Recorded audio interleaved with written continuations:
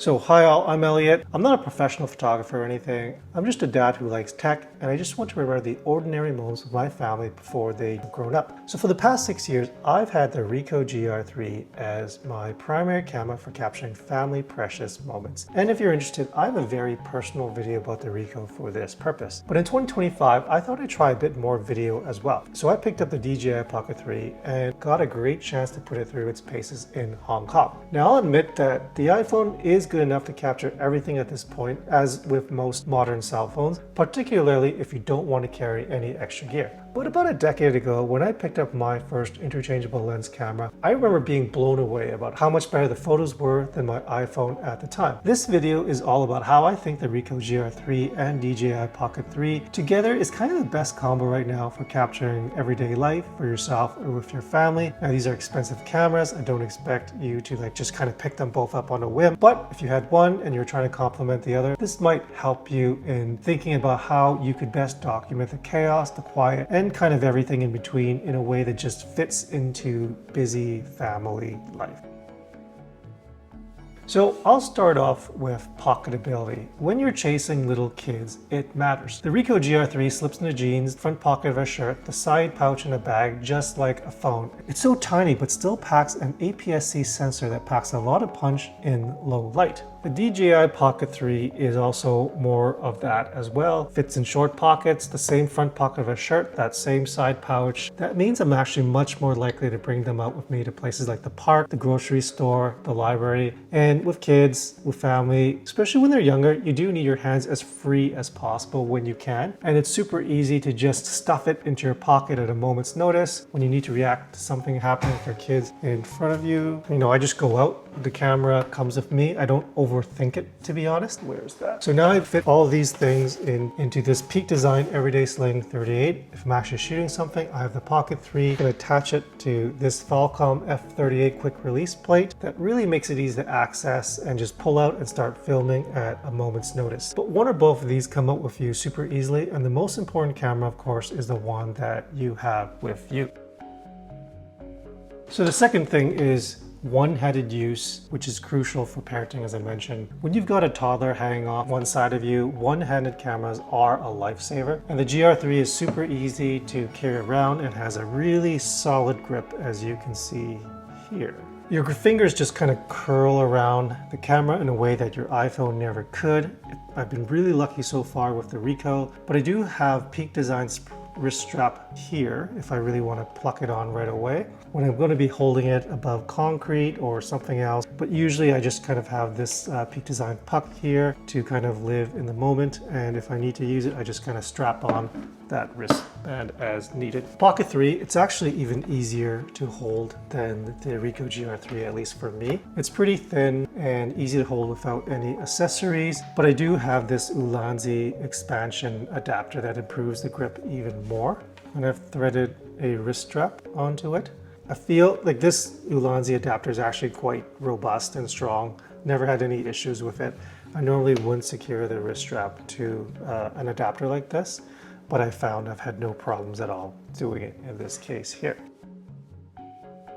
Okay, so the next is that I don't feel like I'm compromising when I'm using these two devices at all. And a coworker of mine left something with me. She moonlighted as a wedding photographer, and she kind of convinced me that when I had kids, I didn't have them then, it was a good idea to capture them in as good quality as possible, because you never really know what you wanted to do with the pictures down the road, perhaps in a video or prints, all sorts of things. So let's be honest, iPhones or Android camera phones are so good nowadays, but both of these are a huge jump in quality. Again, combine the GR's sharp lens, large APS-C sensor, Ricoh tones and colors, and you've got a pocket-sized powerhouse where I don't feel like I'm giving anything up over some of my other larger cameras, which is really just a ZV-E10 right now. The DJI, on the other hand, packs a 1-inch sensor on top of a gimbal for amazing, stabilized cinematic video. And I've used it in so many ways, and having this combined package opened up my creative potential to so many new angles, transitions, and just interesting new shots and dynamic perspective. Running behind kids is so much easier with the DJI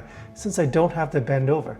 I just run behind them and hold the camera at waist level, and I've instantly got a great from behind shot that's super stable and kind of looks a little bit heroic. And so again, like, I don't feel like I'm compromising quality such that down the road I'll have regrets that I didn't have a higher end camera with me. I can and do, and I'm more than happy to print photos from the Ricoh. And obviously I use the DJI for all sorts of things, day to day in the restaurant, on vacations, even this YouTube video. When I look back at my iPhone photos from past years, there are definitely some I wish had been shot on something better. These two are that something better.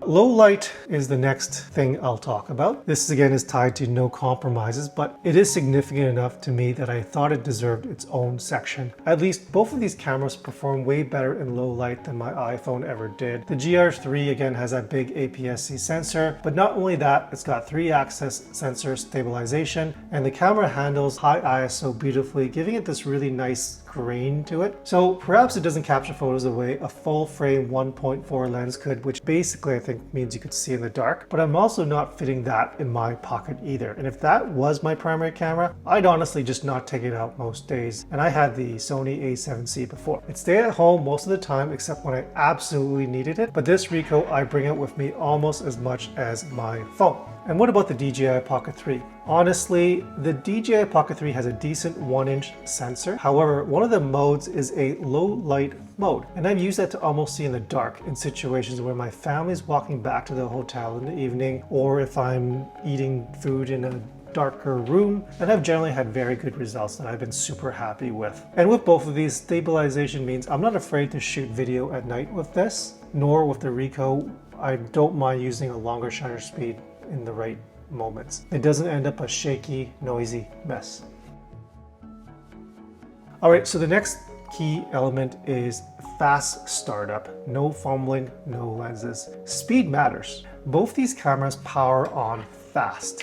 I can pull them up and maximize the chance I capture that moment that I was intending. For the Ricoh, there's no interchangeable lenses to fiddle with and overthink, no lens cap to unscrew. You just push the on-off button and boom, you're ready to take photos. The DJI you pick up, spin the display, and it automatically powers on the camera. One push of the record button and you're good to go. And this means more moments captured and fewer lost to hang on, let me set this up. They're simple to launch. You can program them beforehand to optimize for your situation and just go.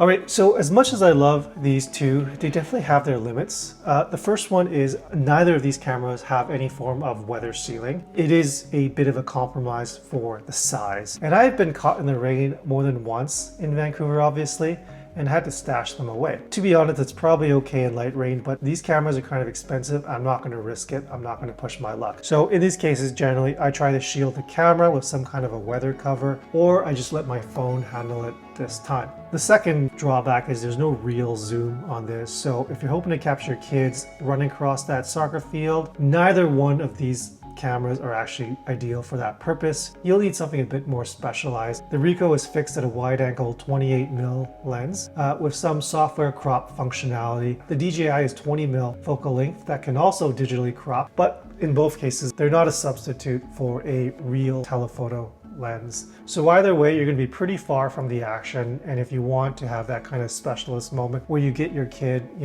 making that slap shot perfectly or whatever, you needed something a bit more specialized for that. Finally, and this is kind of related, they're not portrait kings. Both shoot wide, so while I can take people shots and obviously do a lot of it, you don't get that creamy depth of field you get from a longer focal length with a really wide aperture. You really have to work your composition if you want a bit more depth to your photos and get a true portrait. It's definitely not impossible, but it won't look quite the same as something you might get from a 50mm lens, even a very basic one. In other words, these are not specialist devices, but that's kind of the point. They kind of specialize in everyday and just kind of keeping track of and documenting everyday life. And hey, what I'm saying is don't wait for the big moment. Find the beauty in the mundane, because that's what you're going to forget, I think, first over time with your kids if you don't document it. So if you're interested in this type of video, I talk about tech, family life, things like that, please do subscribe. That really helps the channel out. I'll talk about the Ricoh GR more. I'll talk about the DJI more. There's a new one coming out, so I'll probably look at those at some point in the future. And until next time,